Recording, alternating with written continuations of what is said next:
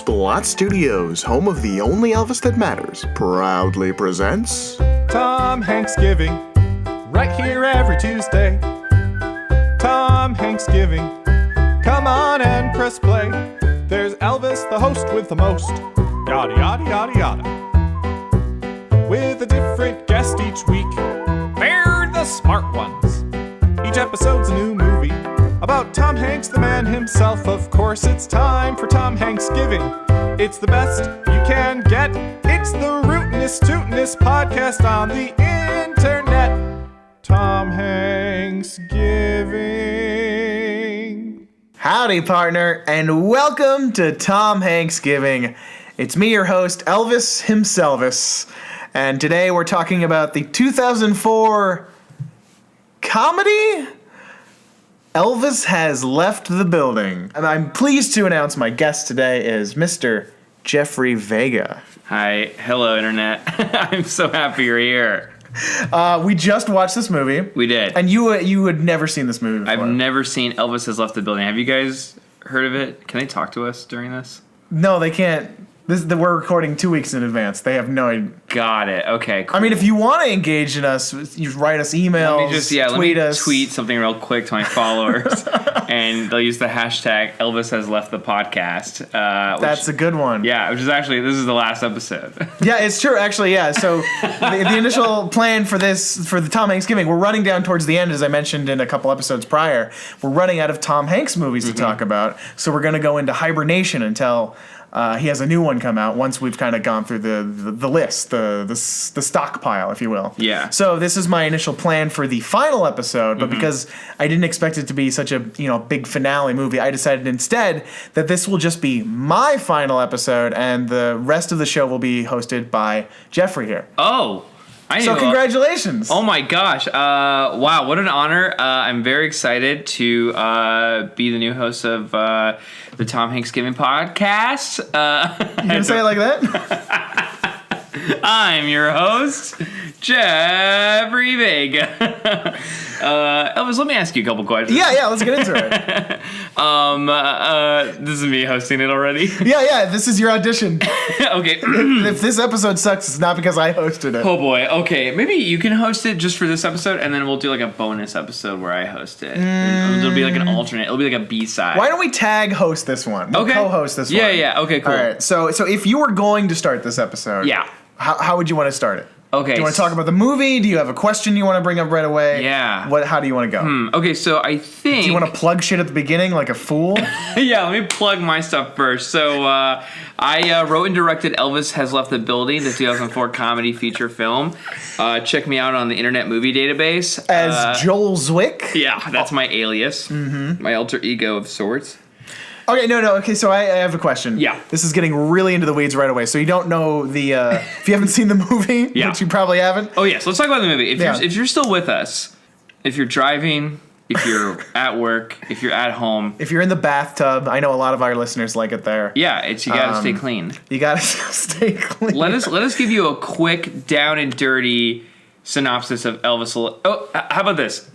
If you're listening to this, if you pause the podcast right now and go watch this movie, like rent it, whatever you have to do, and go watch it before our podcast. If you do that, send us a picture of it, send us a receipt, whatever, we'll reimburse you. Elvis will Venmo you $10 just so that we know that you can understand where we're coming from when we talk about this quote-unquote movie. So up to 10 people, the first 10 people. Yeah, so we will do $100, and I will match every single receipt with a donation to a charity. Oh God, we have to start over. I don't have money. Okay, so that's true. That's going and staying in. Shit. What if somebody does that? So no one's gonna watch this movie. I'm serious. If you are listening to this right now, go pause it right now. I'll even give you a couple seconds just to and then we're back kind of thing. So watch it right now and then listen back to it, and it'll be so much more fun. And again, tweet at us, tweet at our joint Twitter handle at TomHanksPod. Perfect. And we'll reimburse you. I will Venmo you. I'm serious. Up to 10 people. Up to 10 people, yeah. And no, it has to be under $10. And you have to prove to me that you watched it. I'm just kidding. The receipt's enough. If you bought it, I assumed you would watch it. Yeah. Oh my God. I'm costing your podcast a lot of money. You are. I'm so okay, sorry. so I'm going to take hosting duties back. Okay, fair enough. I'm going to. This is not the last episode. Okay. It's not the last episode of me. This is the last episode with Jeffrey. Okay, damn it. All right. You guys can't see it, but Elvis is squeezing my leg very tightly, and I'm in a lot of pain. So moving forward with just a real quick plot synopsis. Yeah. So neither of us had seen this movie. We had no idea what going in. I knew it had something to do with Elvis impersonators because the reason this movie is on, you may be asking, why are we talking about this on the Tom Hanks podcast? Yeah, wait a minute. Tom Hanks isn't in this movie because I just watched it because I paused the podcast earlier and I saw that he wasn't in it save for a cameo. This is one of the Hanks cameo pictures, and as you've noticed, we've kind of been getting more and more into those. More on that next week, which I'll be talking about at the end of this episode. This isn't live? This is not live. Okay. No, we said that like 3 times. You did Jeffrey. tell me that before we started recording, but I didn't quite grasp it. Right, but I hope you have a grasp of it now. Just like our audience will now have a grasp of the story of this film, because it's about Kim Basinger, who is a sort of like a Revlon makeup lady. She's called a Pink Lady. And she goes around, and for some reason, she is the harbinger of death for Elvis Presley impersonators. And basically, this movie, for the best parts of this movie, unfortunately, it doesn't fully commit to this, but the best parts of this movie can be summed up as Final Destination for Elvis Presley impersonators.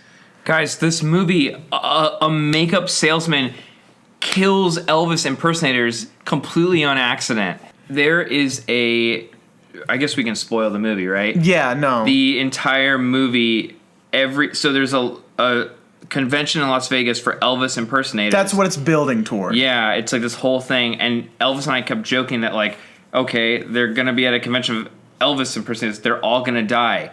They all die. They are struck by lightning in the final scene. This is a real movie that was made. It had a crew, people worked on it. There were credits. There are roles that were There were filled. credits written in Comic Sans font. That tells you everything you need to know about this film. It's bad. It's so, well, here's the thing.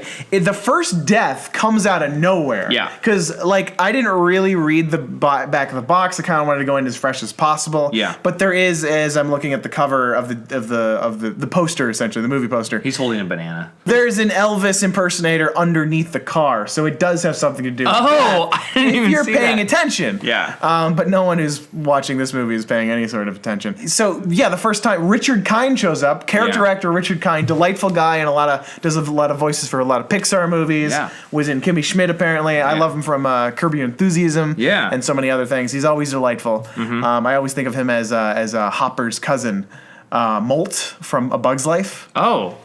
Because he's got that big wide mouth and he Yeah. just looks just like a grasshopper. Yeah. So Richard Kind shows up. He's the first Elvis impersonator. He tries to get Kim Basinger to redo his face to look more like Elvis, but then he's also going to try and fuck her, apparently. But he's too drunk and lights himself on fire. And we thought it's just going to be a quick gag. But no, he burns to death. He burns to death. He's in his hotel room. He takes a swig of alcohol. He falls on his bed. He pours the alcohol all over his Elvis suit. Not going to get that deposit back. His Elvis suit on his pelvis suit part. Soot, really, because he burned to a crisp. Yes. His Elvis soot. Man, you can cut that out, that part. I don't want to edit any of this. We have to keep going. This is heavily edited, by the way. No, it's Elvis not. told me not to say that, but it's heavily edited. So I have to say my words far apart from each other. So, but at that point, so that was the first death, and then very quickly we were like, oh, this is the movie. Yeah. She's going to go around and through no will of her own. Yeah. cause the Right. death Sorry, we of forgot to all. say she doesn't help him. She throws a cup of water at him. It does nothing. Makes the fumes bigger, and then she runs away. Yeah, she doesn't call the police. She does pull the fire alarm. Yeah, but she only doesn't- because it was it was like on the way out. It was in the bedroom, which I don't think there's ever been a fire alarm. It was like a high school that. fire alarm. Like it was like a red lever that you pull. It was very cheap. comical. Very cheap. This movie is very cheap. Especially when we get to that ending, as we mentioned previously.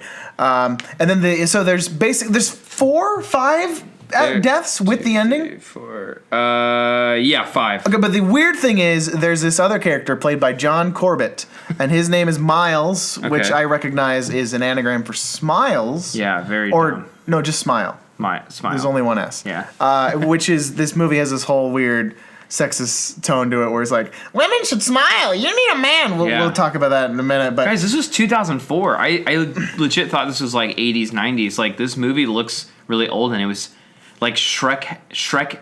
The movie Shrek existed in the world when this movie came out. yeah, Shrek and Monsters Inc. were. Yeah. This is past. Well, obviously, this is past Toy Story. It's weird. This came out the same year The Terminal did. Isn't that weird?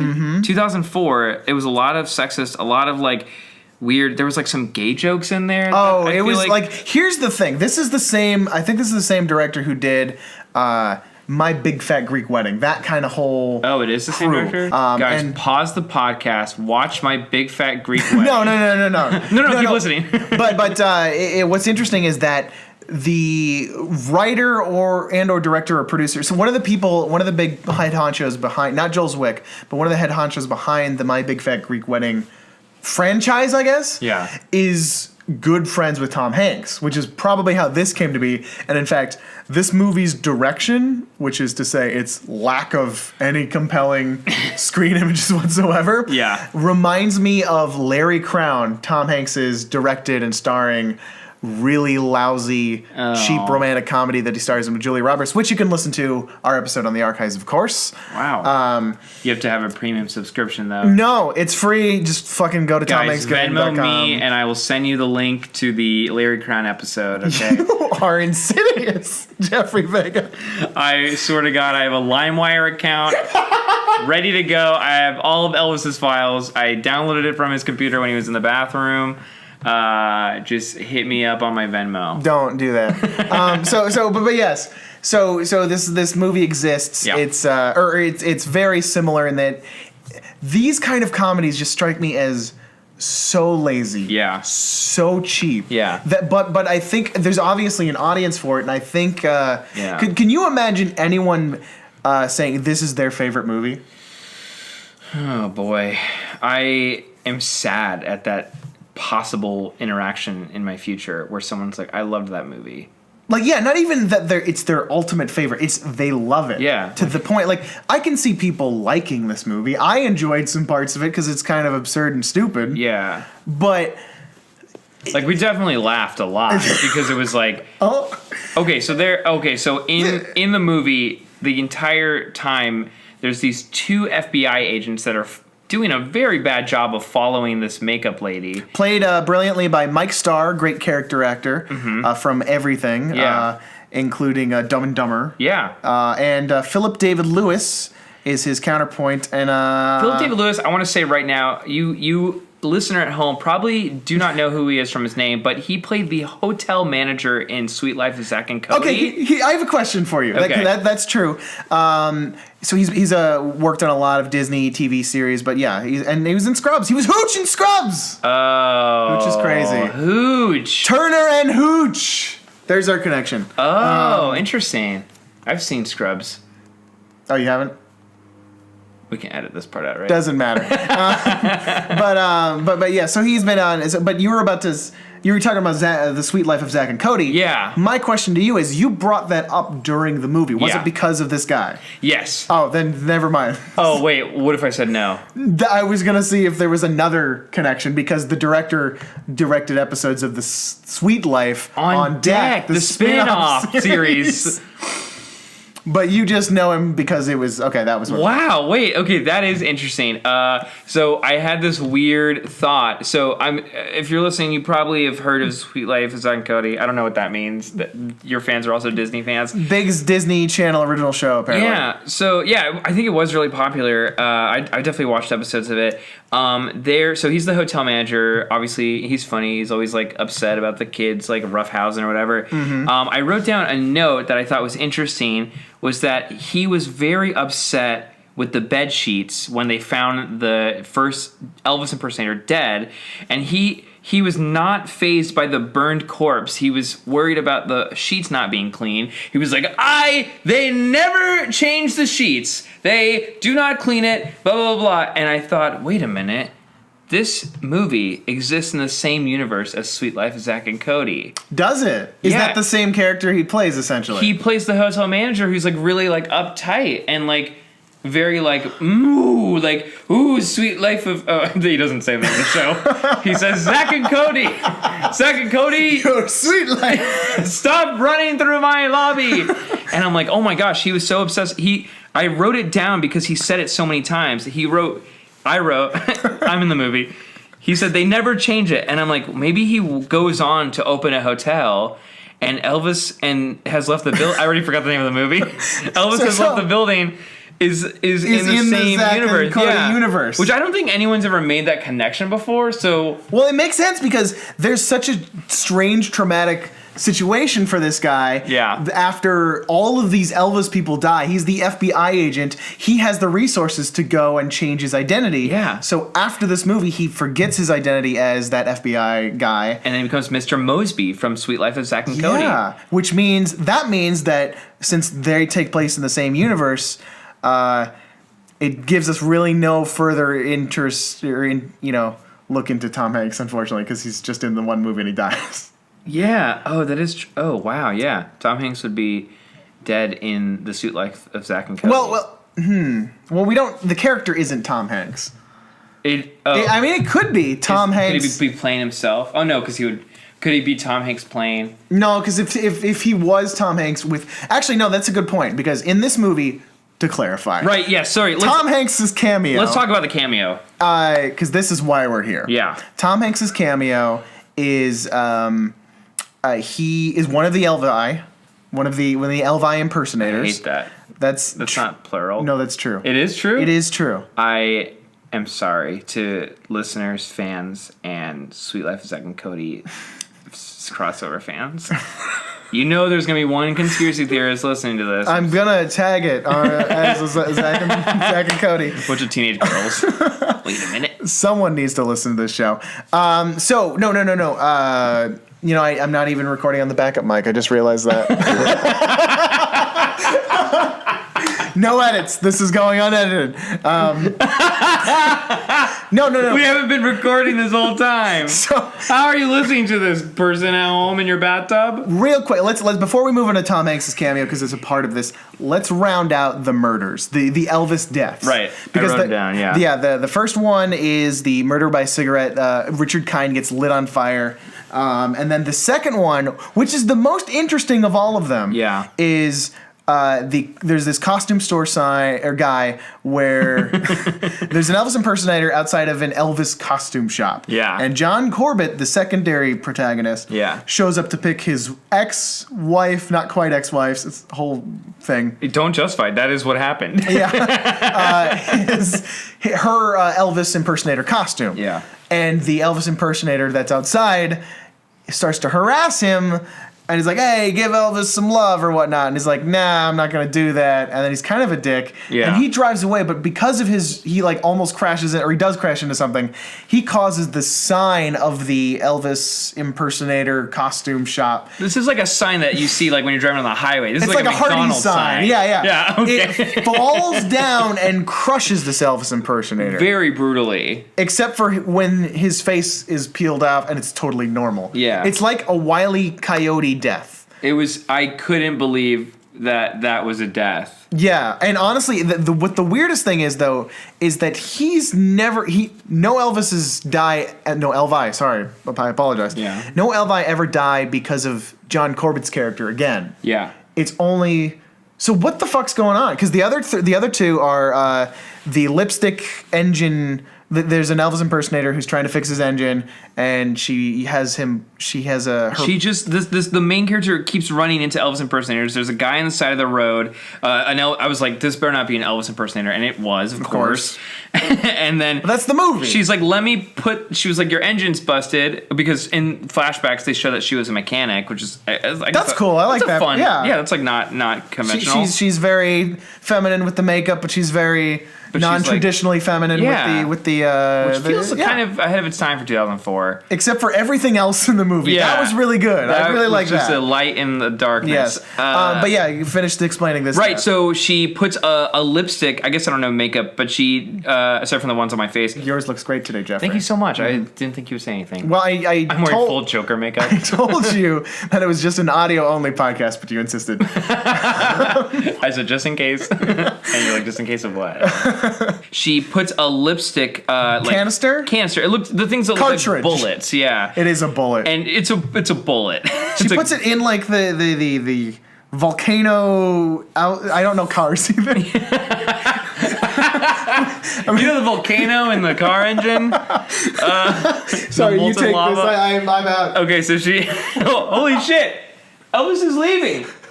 Oh my god, he's gone. Shit. Okay. Wait. Oh god, you scared me. You were tell me you. This is the one time you get to do it. That was the opportunity to use the Elvis has left the building joke. You just fucked that up. Was that not your intention?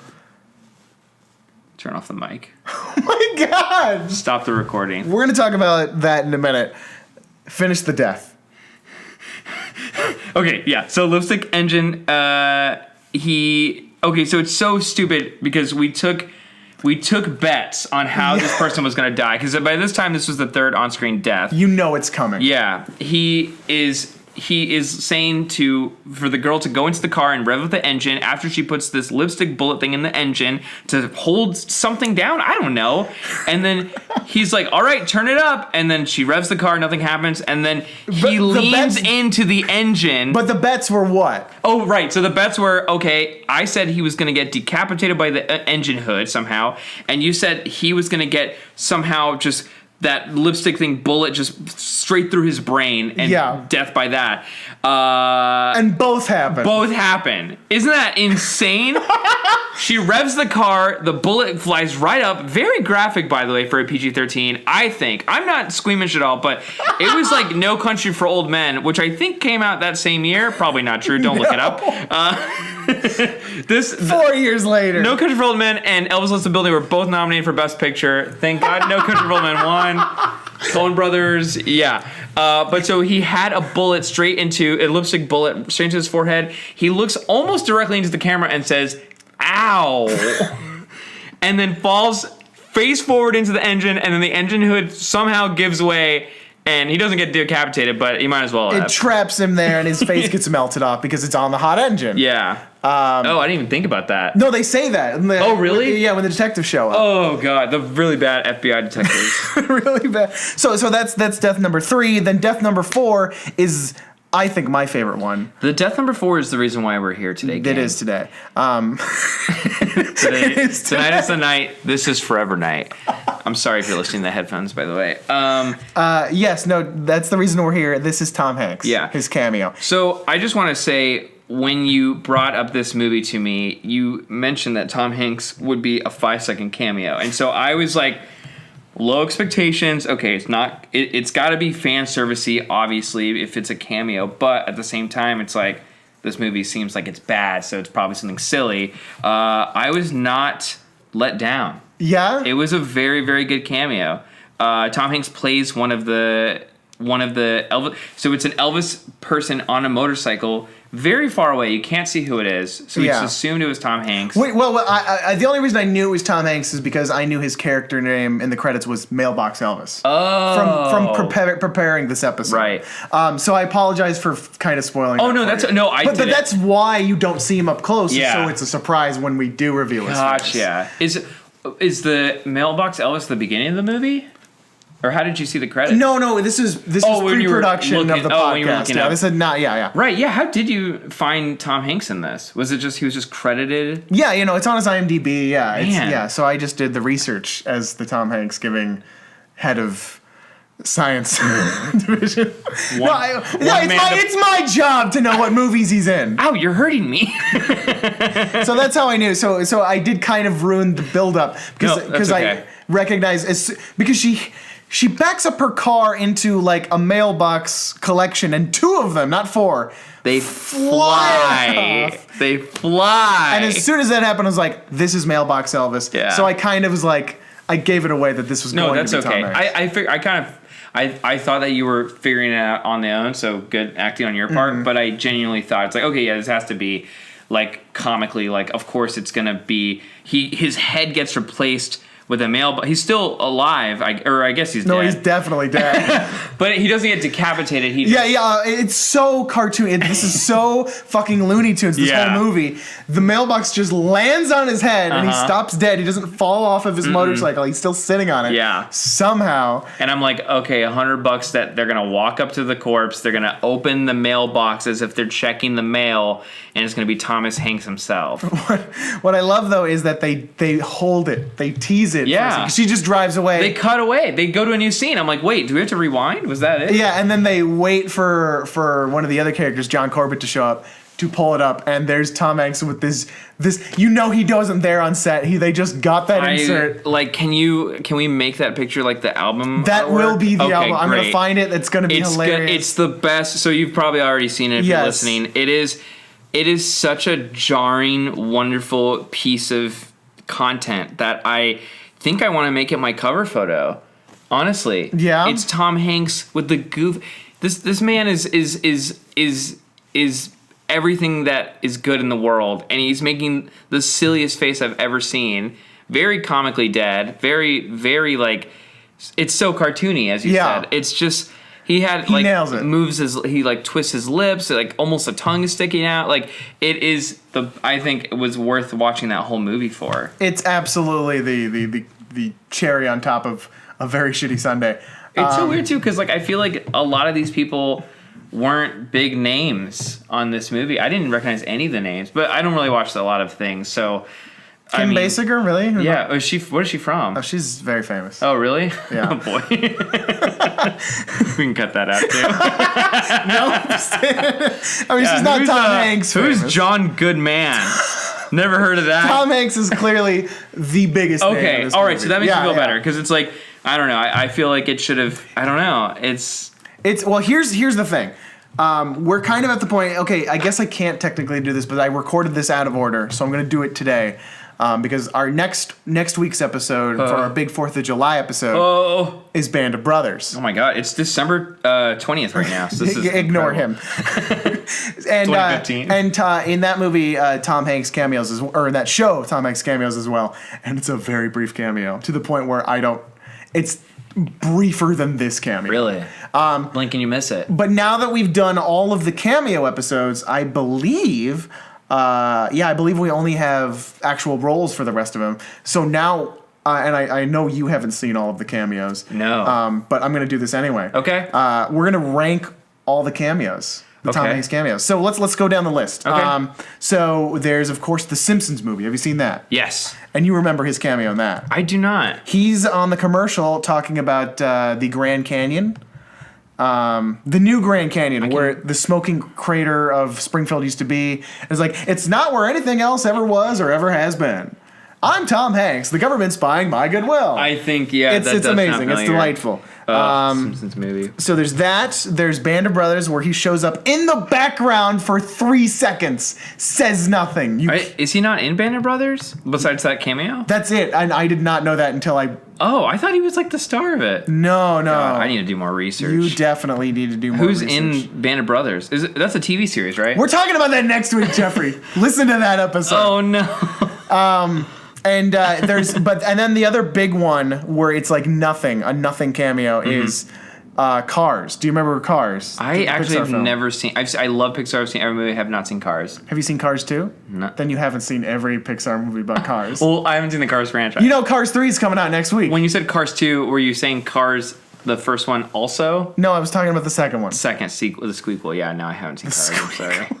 I have not seen Cars. The cameo in Cars is basically inadmissible for a TomHanksgiving podcast. Okay. Because it comes at the end of the movie during the credits. Oh. All of the cars go to a drive-in movie theater and they're watching car versions of other Pixar movies. Oh. So there's Toy Car Story. Dang it, that's good. And there's a Woody car and he does his Woody line. Dang. You are a toy car.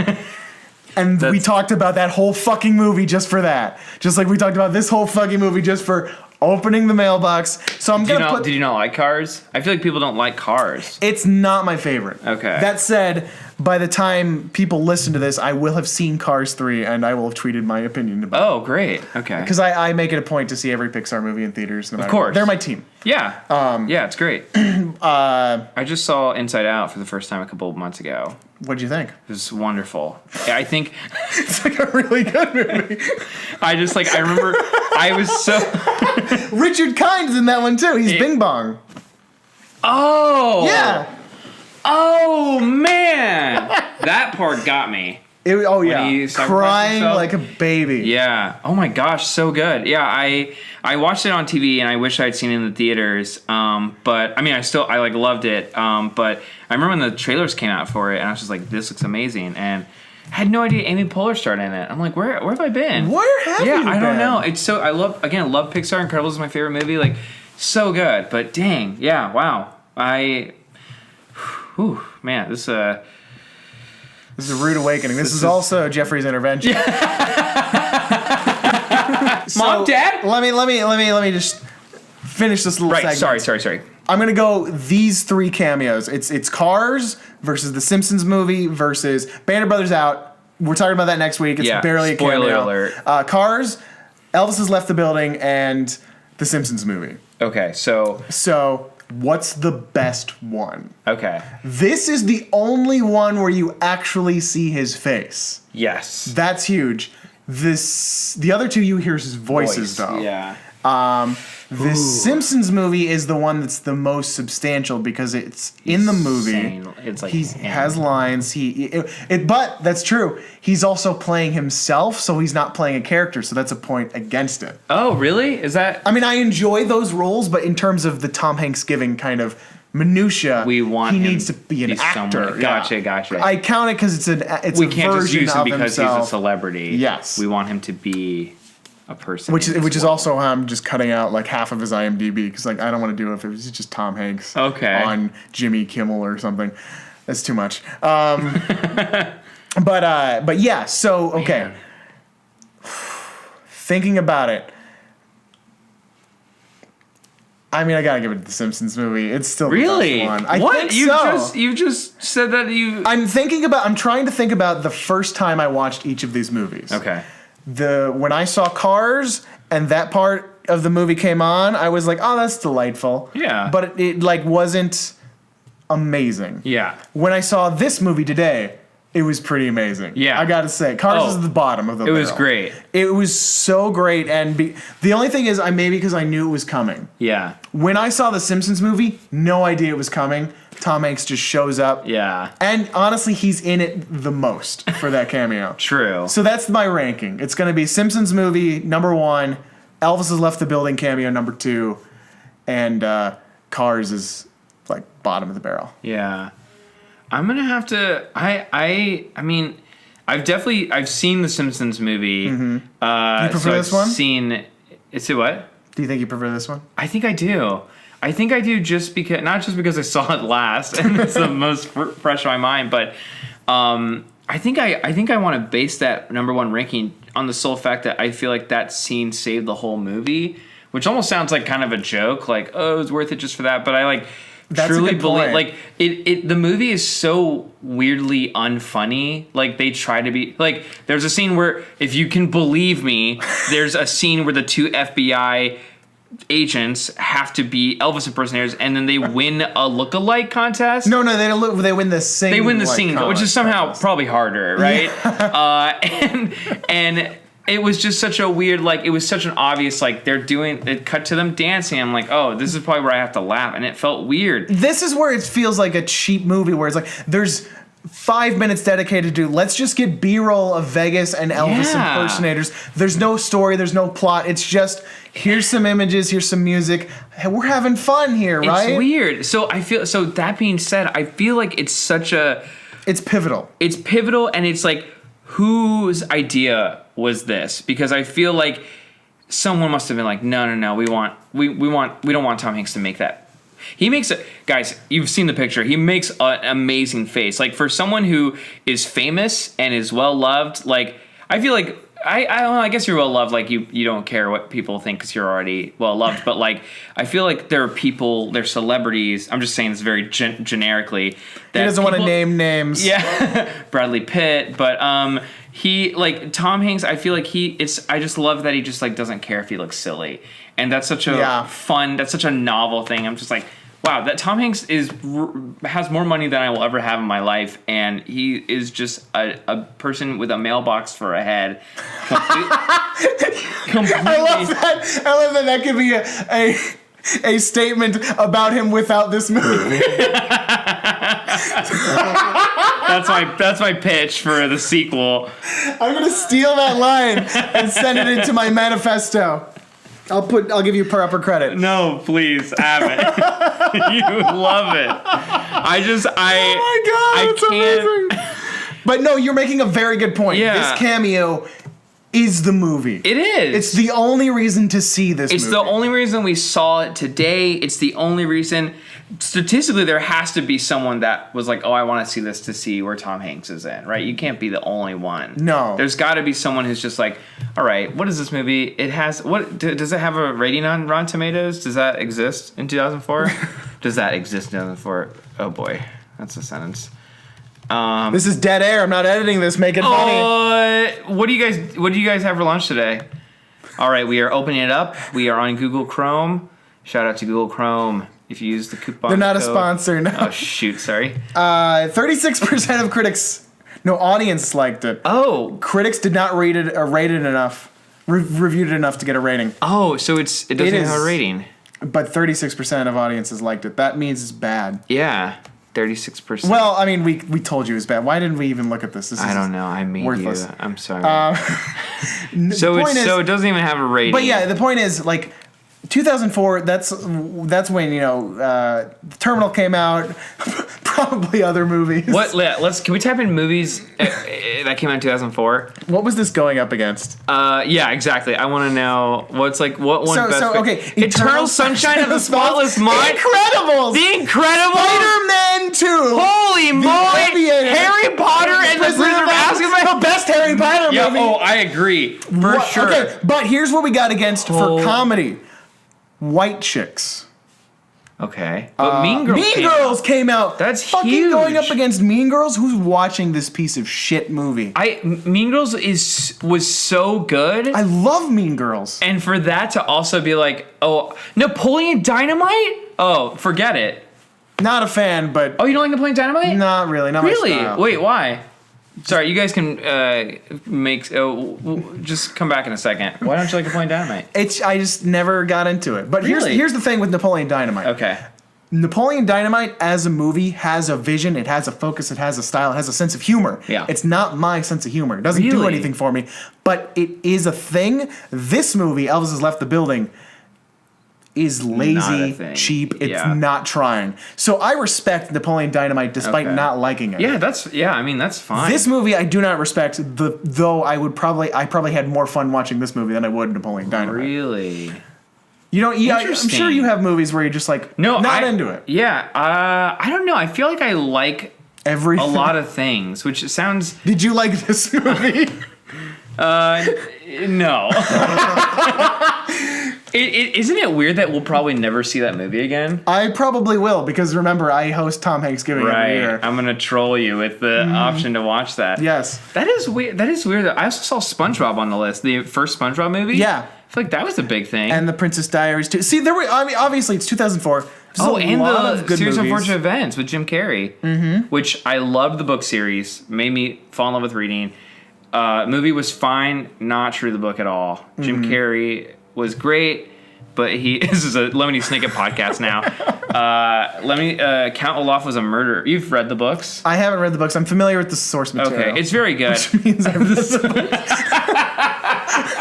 I've read the Wikipedia page or something. Fair enough. I don't know. I have friends who familiar. I don't know the stories, like no spoilers. But Did you see the movie? I haven't seen any of it. Are you going to talk about the interesting. Netflix show? Is that what you're building toward? No, actually, I saw the first episode and wasn't impressed, and I was like really bummed about it because I was like, You were waiting for a I was good like, adaptation. I can't wait. Yeah, and it like there was like weird CGI in it, but like I get it. It's fine. Netflix, Yeah. you're doing God's work, but it was Stealing our coworkers. Yeah. Oh wow. It's yeah.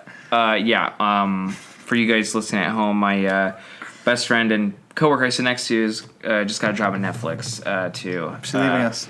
It is today is May 31st, 2007. No, it's not. Netflix, does it exist in Netflix? You know, Netflix was started by a Tom Hanks movie. What? Do you realize this? No. I already told this story, so they've heard it before. Oh. But I'll tell it to you. You don't have to. Netflix, I'll tell you the brief story. Okay. Started because there was a guy who wanted to rent a DVD for Apollo 13, couldn't get it.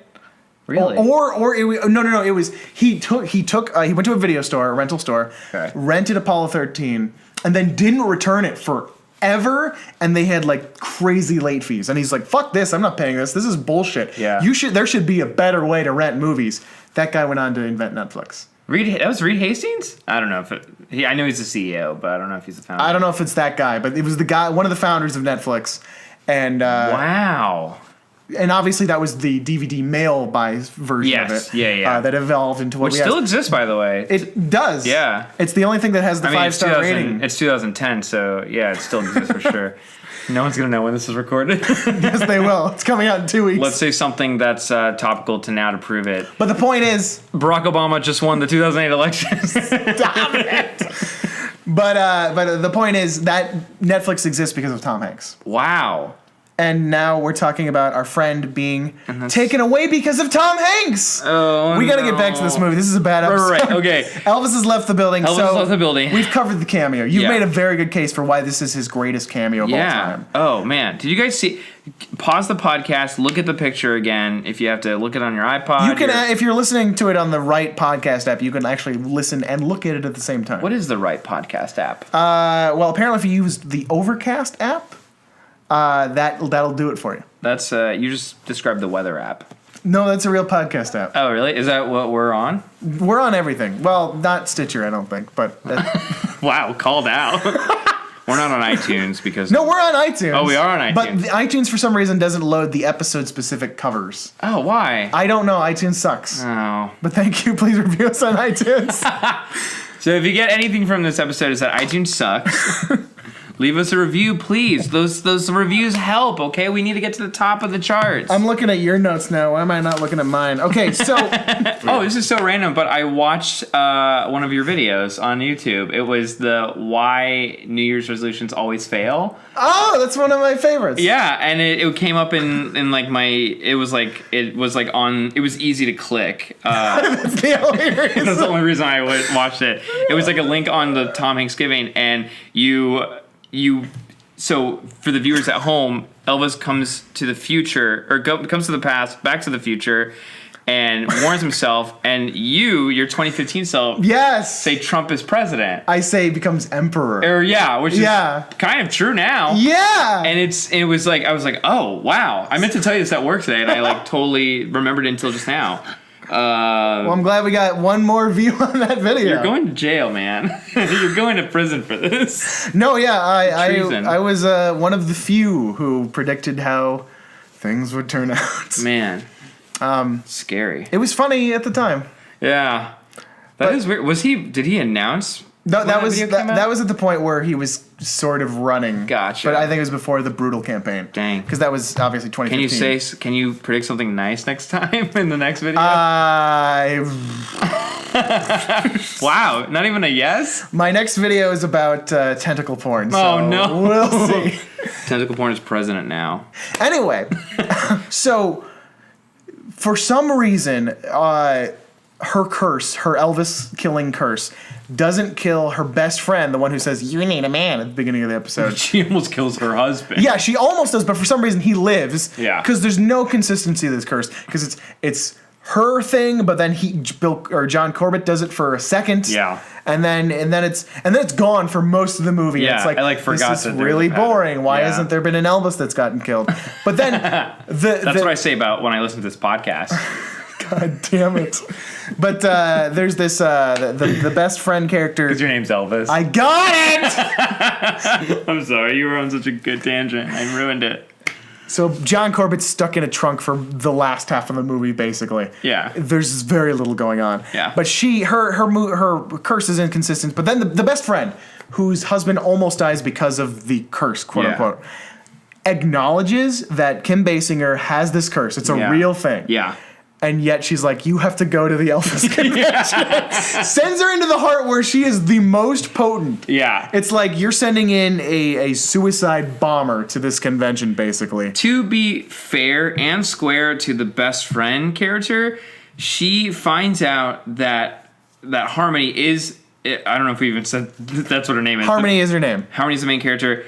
She finds out that she's the one behind all the Elvis murders, and she laughs for a minute. Yeah. A full minute in real time in the movie. She's like, my best friend is an Elvis killer. And I'm like, what? And then her husband, who's an Elvis impersonator, almost dies because she's there. And she's like, I gotta go. I gotta take him to the hospital. I'm like, how is not everyone in jail in this movie?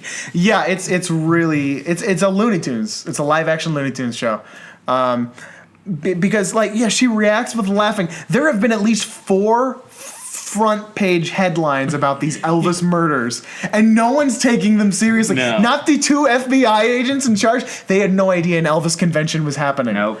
What the fuck? How are people not putting this together? It's because this movie's lazy. It's a cartoon. Yeah. No one cares. There's no consequences. The FBI people just had like really big, like ill-fitting suits in like the hot desert. There was no...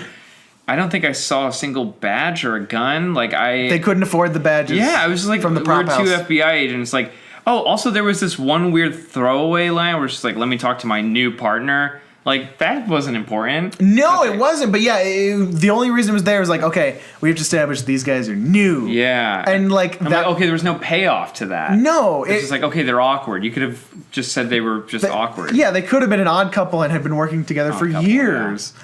But no, we just had to force. That was lazy. This is one of the notes I wrote. There was a full scene about the 2 FBI agents are in the car. They're just in a car. They get into the car, and Mr. Mosby from Sweet Life says, I think there's a spider in the car. Oh, yeah. And he's like, what are you talking about? No, there's not. And he's like, I think there's a spider in the car. And he's like, he starts driving away. He's like, stop the car. There's a spider in the car. And then the guy pulls. It's like, no, it's a dead like Lady Longlegs, Lady Long. Come on, Jeffrey. Oh boy, my mind is elsewhere. She pulls out his lady's long legs.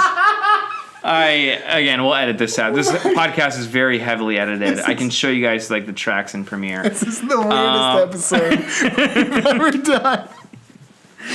Jeffrey, Sorry. Stop looking at the mic. Look at me. Yeah. Okay. Yeah. Talk to me. Yeah. I thought you were the mic. Sorry. No. It's a daddy long legs. He pulls out a daddy long legs, and he shakes it. He taunts it in front of Mr. Mosby. It's not his name. But doesn't matter. Yeah. Move on. And he just squishes it with the most cartoony squish sound effect I've ever heard. And then it cuts to the next scene. Yeah, there's no real joke to the daddy long legs thing. Yeah. It's just lazy and cheap. This movie is just so many empty calories. Like, it's not trying. Okay, it was 90 minutes, which is not long by today's standards, but to put a 2 to 3 minute scene about there being a spider, they're not writing good jokes. Yeah. I don't know if they're writing jokes, period, beyond like the death scenes. Like what? Like the guy who gets shot in the head with the lipstick. He says, "Ow." Yeah. That was your line. You couldn't think of like maybe an Elvis line or something, or like "oh humana" or something. See, funnier, and it's the stupidest thing I think first came to my head. Yeah. What? Just not even trying, these people. Man. So thank God they had Tom Hanks, because Yeah. I think maybe 4 people have seen this movie, including the 2 of us. Do you think Tom Hanks was at the premiere for this movie? No. I'm not sure he's ever seen this movie. Really? I feel like he has to have. Yeah, he's good. He's a good person, and Yeah. these are his friends. I'm sure he has. Yeah. Like, I'm sure he doesn't appreciate us shit-talking his friends' movies. I'm sorry, Tom. I know you're listening, and We really want you on the show, We- and this is not the meanest I've ever been about Yeah. one of your movies, so you should owe me on this one. yeah. Oh man. So the final death scene, we already kind of covered it. Yeah. She gets to the Elvis convention, and for whatever reason, she starts this rumor that Elvis is alive and there's proof. Oh yeah. Because of something she says to one of the guys, and then the Denise Richards ex-wife character overhears that. And for whatever reason, that makes all of the Elvis impersonators go rabid with insanity, Yeah. and they rush up to the roof. And it's like they all It's a watched. cult. Yeah, they're a cult, and they all watched that scene in Independence Day where I hope they bring back Elvis, so they are expecting Elvis. The proof is that he's coming from the sky. Yeah. But I guess, okay, here's where we can get to real nitty-gritty, real neat stuff. Yeah. Elvis is a god in the narrative of this movie. Yes. He is a celestial being. Yeah. So is it possible that these people felt divine intervention? The proof of them is essentially proof of faith, proof of God. It's not about, okay, there's something here. There's something real here. We can actually dig in and have a real conversation. Okay. So Elvis is essentially Jesus or God or wherever factor. He is God. He is the creator. Yeah. And there are people, the Elvis people, believe in this idol. They worship him. And they worship him by dressing as their god. But Elvis doesn't like this. This is what she sends Kim Basinger to do. To slaughter the infidels who are... Oh, this is a real thing. Yeah. Who are like in like real religions. They're depicting God. Right. But obviously in this version of whatever Elvis religion there is, his music exists, and I think because she loves Elvis, they listen to his music. I think it's just you cannot create a false idol. You cannot take on the form of God and receive his gifts. You can only worship him from afar. Because I'm not crazy, right? In the movie's logic, the reason these people are killed is because they're dressed up like Elvis. Yeah. Because Kim Basinger basically confirms that at the end. She's like, I would take those suits off if I were you two. So the movie's logic is that Elvis is an all-powerful being, a god, and the reason, and you do not want to dress as him. You do not want to appear as God. You cannot speak for God. Yeah. You can only look to God. So there's something really going on in this movie. Yeah. We were dismissing it as cheap and lazy, and it really is those things too. Yeah. But there's a real spirituality or something going on here. What about, because isn't something that we didn't talk about is there are flashbacks where Harmony's a child and she's with the real Elvis? Right.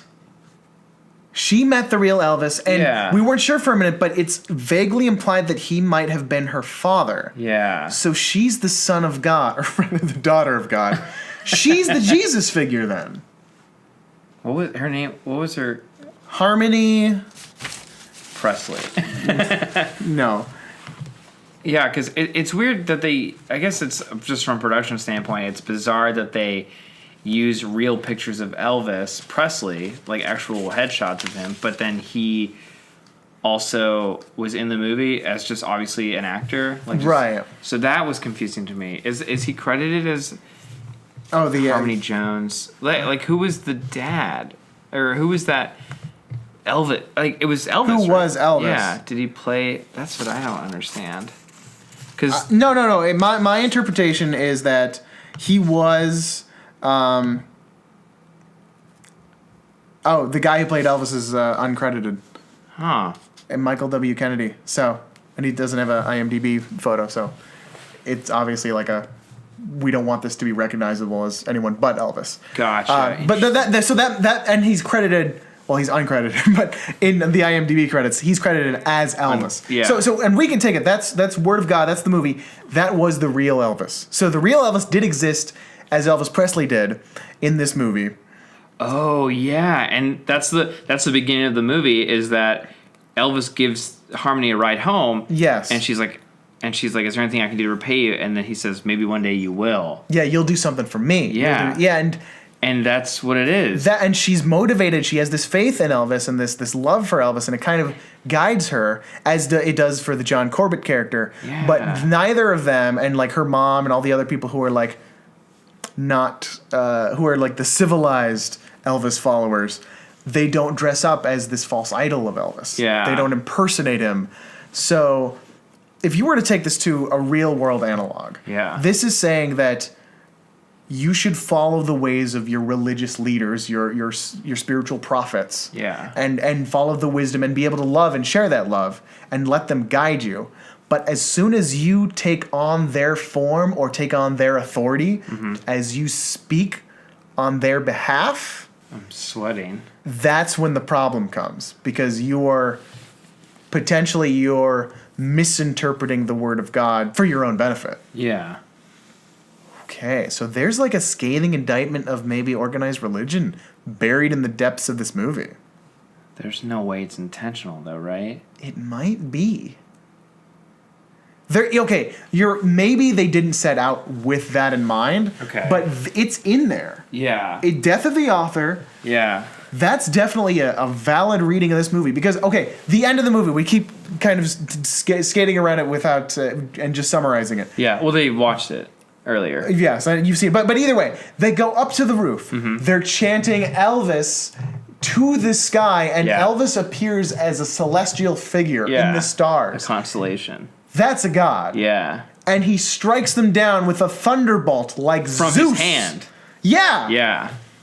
And kills them all. Yeah. And the FBI guys who were there, they saw everything. They say that roof just caved in. They don't say a lightning bolt fell from the sky and blew up all of those people. They don't say Elvis was in the sky as some weird fucked up constellation. Yeah. They say the roof is caved in because God works in mysterious ways, because they cannot believe that Elvis truly exists as an all-powerful being. They have to deny it for themselves. They witnessed what could be a miracle or a sign of God, and they're denying it. Holy moly. Yeah. That is a weird... Oh, man, maybe that is intentional. Yeah, why would they say... It's in there. Just collapse. So there's... I thought that was such a weird line. The lazy comedy is absolutely there. It doesn't get points for that. But there's something weird and something really crunchy going on under the surface of the movie. And I know we've kind of had like a weird tangential conversation, but I'm glad we talked this long, because I think we were, just letting it stew, we were able to dig and find something that's in here. Yeah. The filmmakers, or perhaps the divine intervention, put something in this movie that's there. And it's advocating for, again, fill in whatever spirituality you believe, or whatever religion or whatnot, whatever guides your compass. Yeah. Let that be your compass. Let that be your comfort. Let that be a sense of community and stuff. But the movie is telling you, you don't want to speak on behalf. You don't want to become a representation of your God. You never get to become the authority. You only get to inform your decisions based on them.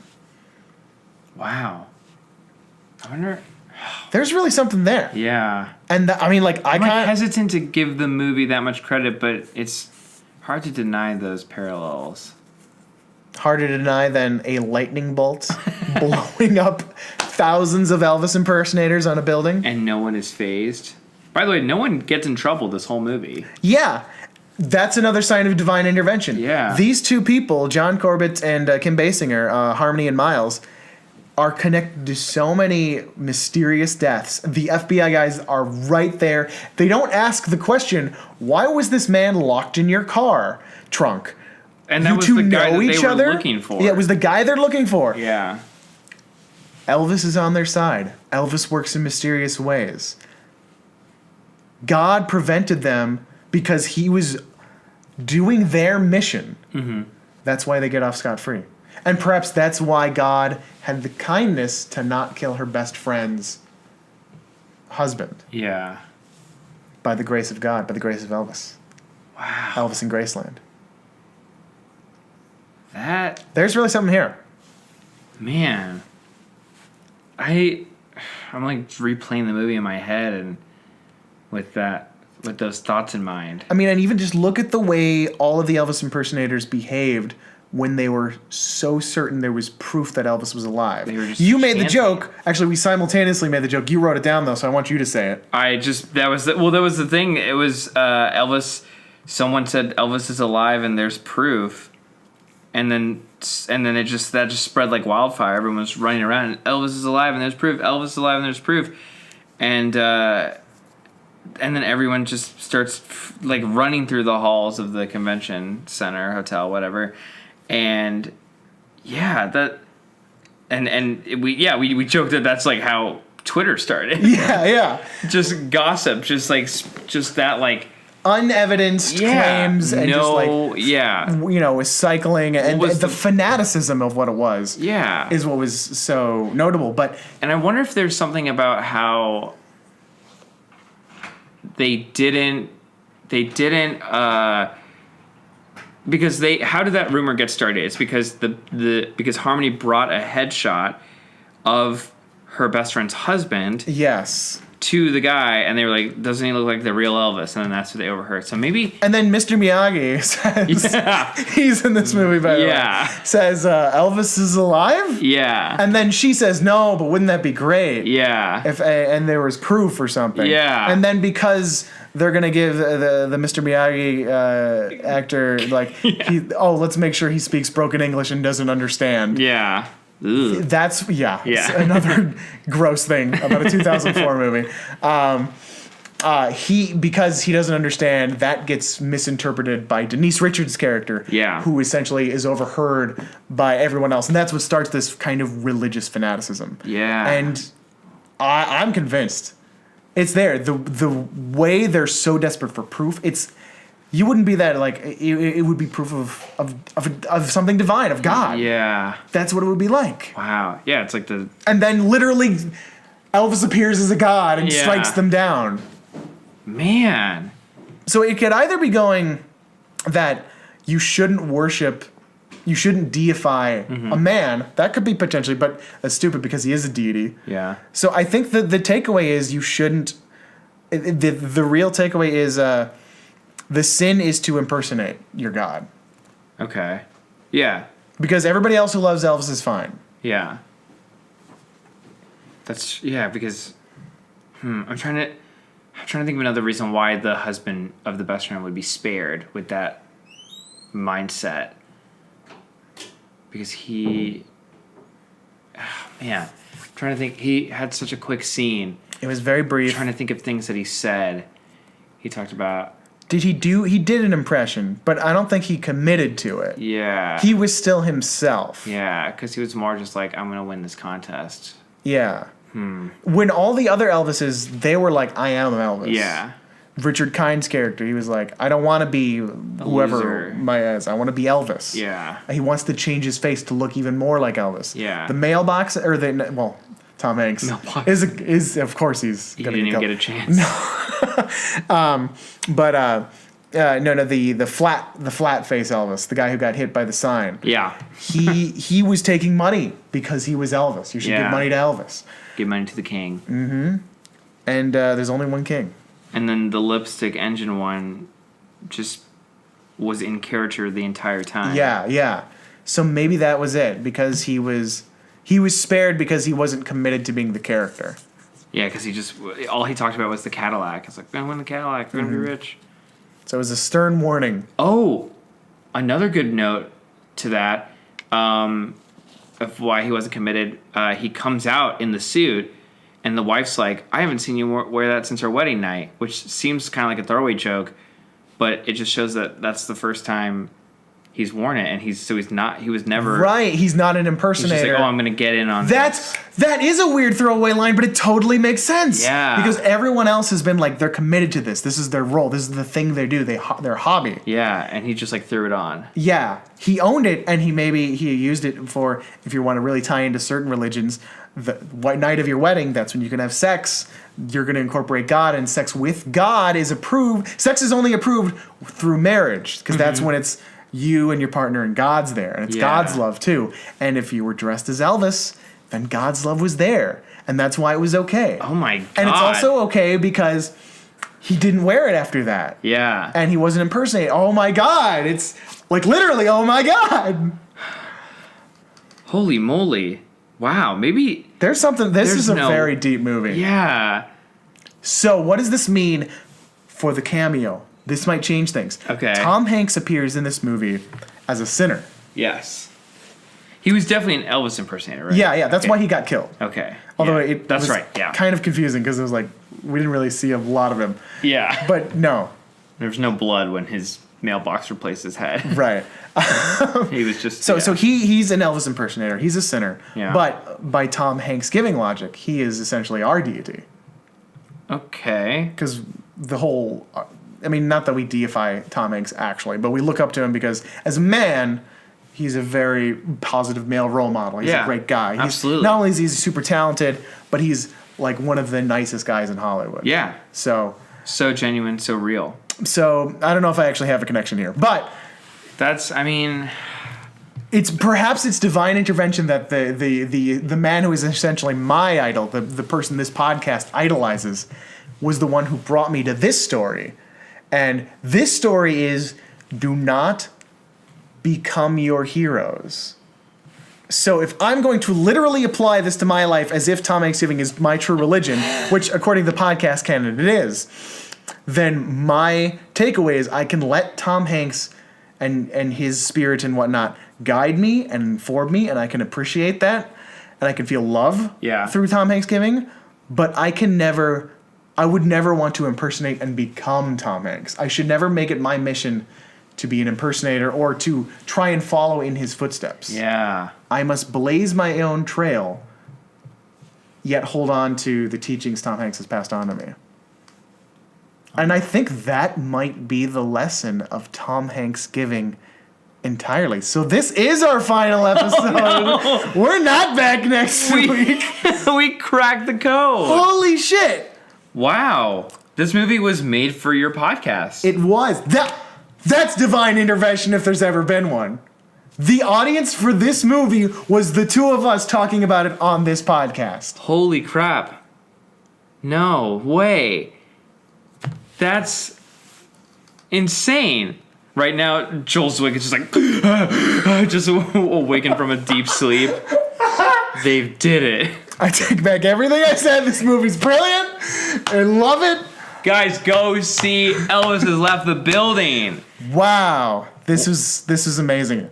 Has this happened before where we hated it and now it's like something bigger than... Yeah, every other week. But never to this level of spirituality. Outside of maybe Joe versus the Volcano. Which, if you haven't listened to that episode, this is a perfect companion piece for it. Remember when you thought a volcano was inside a car engine? I just said that for no reason. All right, now I'm just forcing it. This has been a wonderful conversation. Jeffrey, thank you for being on the show. I think I have to move home after this. Really? I'm shaken to my core. I thought I was just watching a silly movie that people watch for just to make fun of, but I think there's like a very deep meaning to this that I would never have believed if you told me at the top of this episode. I wouldn't have either. It was only through this conversation that I arrived at that conclusion. Oh my God. The two of us almost got there. kind of want to watch it again, just with that in mind. Let's do it. Everyone, pause the podcast. We'll FaceTime you in. I just remember, I'm trying to look through my notes and there's like weird, okay. Well, it's funny, you picked up on details that, had you not mentioned again, wouldn't have supported the evidence for this argument. So it really did take both of us to arrive there. There was one That's true. There's one thing that I wrote that was so weird that I'm trying to bring myself back down from the high. -5. Yeah. Where when they said let's go on a date, and then when he said let's do it at 9, she was supposed to say 9 is fine, and then she said 9 to 5. 9 is 5, and then 9 to 5. Oh.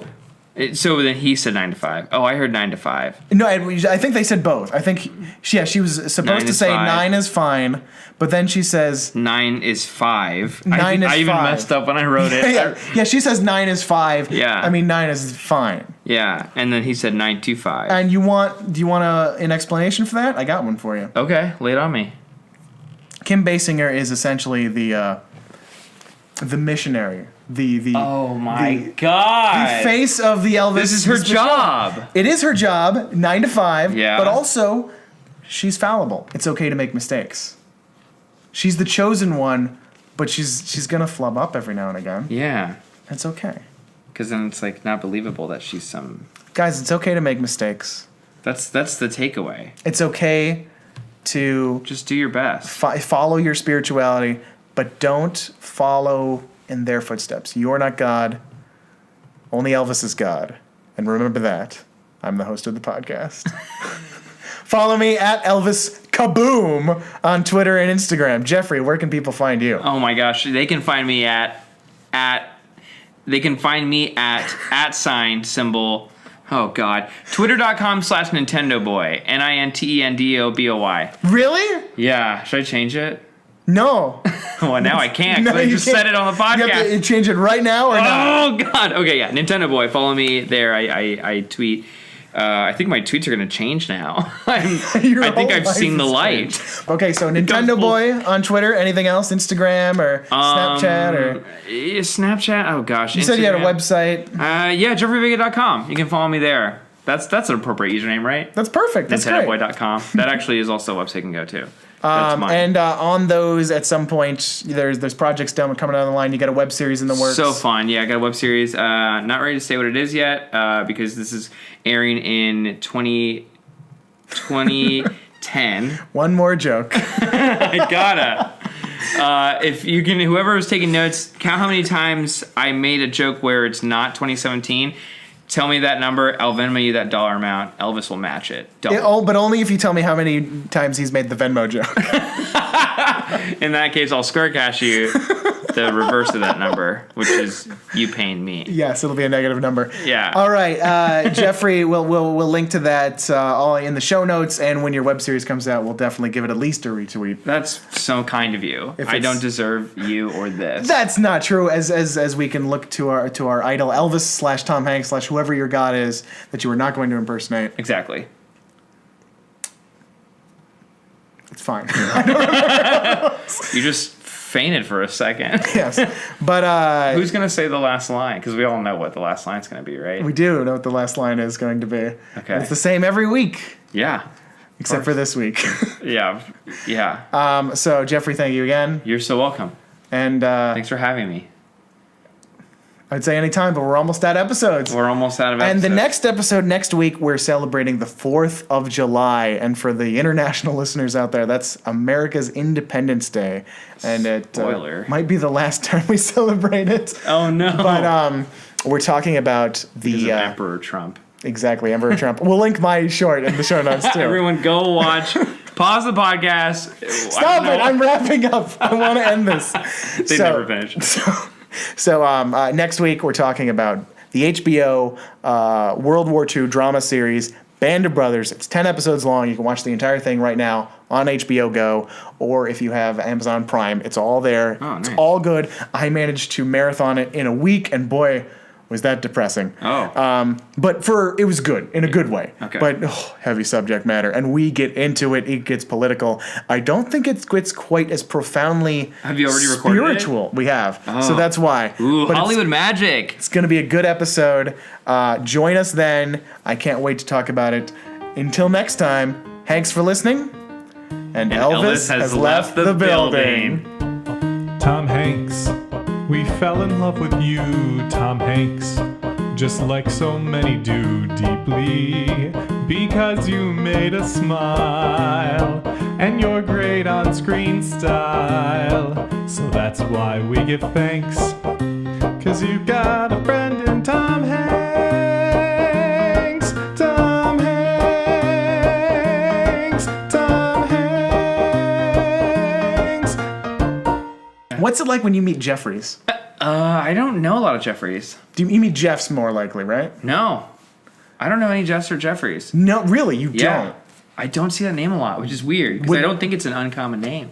No, I don't think. I mean, I've never met a Jeffrey who went by Jeffrey. Really? Besides you. Interesting. I used to go by Jeff in high school. I like that you adopted Jeffrey. Really? It's very unique. But so, how would you've never really met another Jeff or Jeffrey? I mean, I've met a couple. Like, there was a guy that worked at BuzzFeed, his name was Jeff, but then he moved to London. So he's gone. London Jeff. London Jeff. But does it bother you when you come across another Jeff or Jeffrey? Because I gotta say, I have never interacted with another Elvis. Really? And I want it to fucking stay that way. What are your parents' names? Not important. Okay. Elvis and Elvis. It would be Elvira, Your mom you and dumb dad. shit.